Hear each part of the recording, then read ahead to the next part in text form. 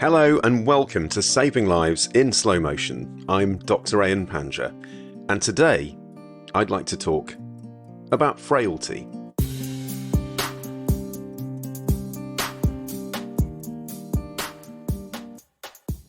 It's a word that we use in common parlance, isn't it? Frail. And I guess my focus today is just sort of to put it into context, as I try and do with most things in health, because it's really important as we get older. And I think most of us have an idea of what frail means, but what is it actually in terms of its definition?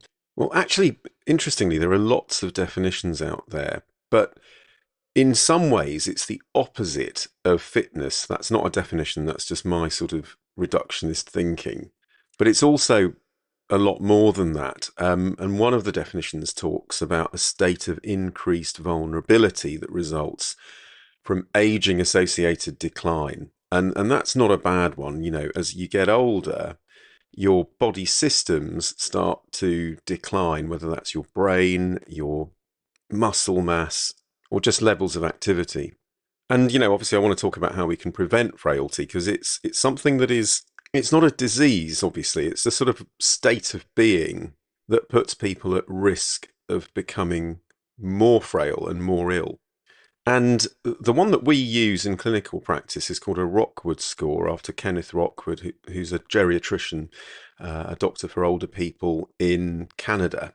And the scale that he's come up with is pretty good. You know, it goes from 1 to 9, and 1 is very fit and 9 is terminally ill. And it's interesting, I went on a home visit yesterday to see a patient of mine who I've known for many years. And, you know, in my mind, when I walked through the door and I sort of set eyes on her, if you haven't seen someone in several months, you suddenly, it's a bit like seeing an old friend. You're kind of gauging how they look. And often if you meet up with someone, you go, oh, you look well. But anyway, I noticed that she was a lot more frail looking, that is. But to assess someone's frailty, you really need to look at everything, you know, the physical, the mental, and also the ability to cope with daily activities. And so, you know, for example, if you're someone who, if you're wherever you are at the moment listening to this, if you pick up a cup and put it to your mouth to take a drink, that is relatively simple for able-bodied people. But if you've had a stroke, or you have, I mean, even if you've had a spell of illness, which means that you're bedbound for a while, you know, you take a look at someone trying to do that, where they're trying to grab a drink from the side of their bed and get it to their mouth, and it's a struggle. And I think the thing that scares me, and maybe that's not the right word, but sort of worries me about frailty is, although it's not a condition in itself, it is a sort of marker of morbidity, you know, how ill someone is, and, you know, to not beat about the bush, you know, how long someone's going to be around, literally. And if you look at that scale from 1 to 9, which you'll see in the show notes, you know, it's a gradation where you're moving from 1 to 9 as you get older. But how quickly that happens and why that happens is more interesting in a way. And what can we do to try and stop it? Now, before I get into that, one of the things I would say is I have seen patients who have been really quite frail. So they've been at a score of about 6, which means they're moderately frail. And so a good example of this is someone who's maybe over the age of 65, and they've had some sort of surgery in hospital, either on a joint or abdominal surgery, and then they come out and they're just floored. And, you know, they're not themselves. Often they have to use assistance or sometimes a frame to walk. But with the right support from, say, a physiotherapist or an occupational therapist and their medical team, they get back up that sort of ladder, if you like, up to a 4 and then to a 3. And then, you know, so it's not permanent necessarily, but there are things that you need to do in order to prevent your chances of frailty. And they're fairly common sense, really. So one of them is movement and keeping your muscle mass as healthy as possible. And, you know, any movement, people often ask, oh, what's the best sort of exercise? It's different for different people, frankly. And ideally, you need to do a combination of some sort of endurance and some sort of strength. So you don't want to be out of breath when you climb sets of stairs, but also you don't want to be weak when you're trying to kind of lug a suitcase around, using practical everyday examples. And the key thing is little and often is a lot better than just one binge. And some sort of daily practice is useful. And if you're really busy and you can't do it, then cheat. And by that I mean, for example, standing desks. Lots of reported benefits of that. And of course, I mean that if you're an office worker, but anything to keep your muscles strong. The next one is what you eat. And again, someone I saw recently, her diet has really taken a battering. And it's partly because she lives alone, partly because her memory is declining. And she is one of many unsupported elderly people that I look after. She doesn't have any relatives or friends that give her much help, and that's not her fault. It's not by design. People just don't, people that she used to know have moved away. And so she lives on sort of tea and toast and maybe the odd portion of chips, which she gets from a chip shop, which is very close to her house. But that's not a sustainable diet. There's no criticism or shame here. She's just ended up in that mode because it's convenient and easy. But, nutrient dense food and particularly foods that are protein rich are more important as we age because that, and I'm sure you'll know, most of you, that proteins get broken down and then get reassembled again as protein, and that's what helps us build muscle mass. And I do sometimes get asked about supplements, like creatine, for example, which we know is something that athletes used. It became sort of fashionable from, I think, the 1990s, from the Barcelona Olympics onwards. And there's been a lot of talk about whether there's any benefit for older people taking creatine.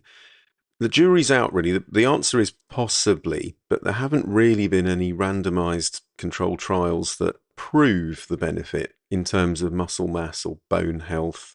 But mechanistically, if you see it as a sort of bolus of protein, then I guess it's a substitute for other protein intake. But you've got to be a bit careful because it can really affect renal function.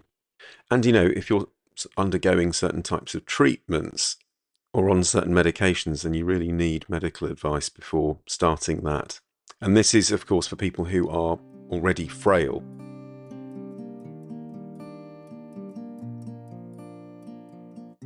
Okay, what else? So, moving, nutrient-rich diet, increased protein intake in terms of food.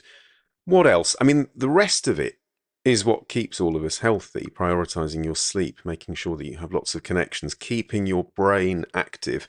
I know that sounds really woolly, but particularly when you're older, keeping neural connections firing is really important, especially in terms of cognitive decline and preventing or delaying the onset of dementia. I think what is also important to acknowledge is, we're all aging and we are all going to die at some point in our lives. And apart from the fact that we don't talk about death enough, because it is a natural part of the process of us being on this planet, but there's a lot of taboo around it, and I think we don't talk about it enough. But what's interesting about frailty is when you look at the trajectory of what happens as you become more frail, it's very much an indicator that death is, approaching at some point, and depending on how frail you are, that point is going to come more quickly. And there are lots of statistics that are quite telling and quite hard to know what to do about. So, for example, if you're severely frail, the risk of you dying within a year is relatively high. What do you do about that if you're a social worker or a doctor or a nurse or part of a team looking after someone?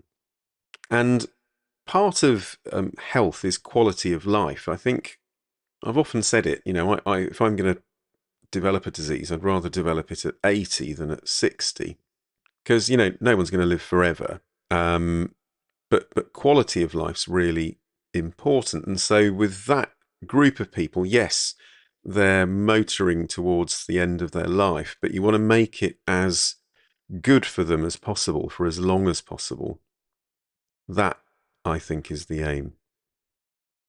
I think one of the things I really hope for in the future, now that AI is embedded into our culture, is that there's going to be so much more technology that can detect frailty and prevent illness. So falls are a huge cause of debility in frail people. And actually now there are gait sensors, there are devices like cubes that you can put into someone's home that will monitor all of their movements 24/7.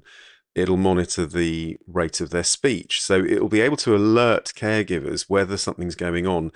And these things are so clever. So, for example, urinary tract infections or UTIs are extremely common in older people. And if you've ever experienced this with yourself or a relative, you'll know that it can absolutely debase someone. They become confused, they start to walk more slowly. And actually, a lot of these AI devices can pick up on that. You know, if their walking rate is reduced or if they're going to the loo more often.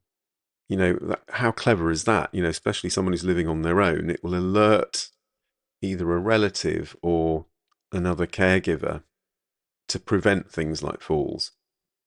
Okay, that was it. Nice short one this time on frailty. I hope that was useful and just gives you some context in terms of what frailty is, what you can do to try and prevent it. There are lots of links to look at in the show notes, as always. I kind of feel that these podcasts open the door to something that you may not have come across. And for further reading, the links are there that you can just have a look at in your own time. As always, thank you for listening, and do share the love if you can. Tell people about the podcast. I hope you subscribe to it so that it just drops into your podcast app every week for a dose of sanity and mind expansion. But the more listeners I get, the more easy it is for me to carry on doing this. So I do thank you. In the meantime, until next time, thanks again for listening, and do stay well. Take care. Bye for now.